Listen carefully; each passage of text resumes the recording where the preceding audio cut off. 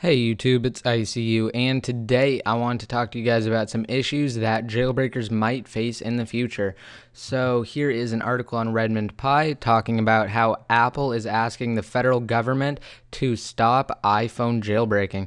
So apparently, Apple has approached the federal government and asked them to stop hackers from jailbreaking the iPhone, and that is according to NBC. Now down here it says that a spokesperson from Apple told the U.S. Copyright Office that current jailbreak technologies now in widespread use utilize unauthorized modifications to copyrighted bootloader and operating system, resulting in the infringement of copyrights in those programs. So I think that is just totally BS, and I also think that they're just trying to jump on the whole bandwagon that Sony started up, where they are actually trying to sue George for quote-unquote jailbreaking the PS3.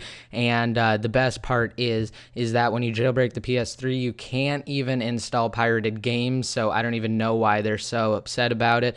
Maybe it's just because that they are modifying the firmware and they're hacking the closed system and making it open and making it so anybody can develop for it. I hope that they will fail and that jailbreakers will prevail. Let me know what you guys think in the comment section below. Hope you guys like this video. Please rate and subscribe. This is ICU signing out.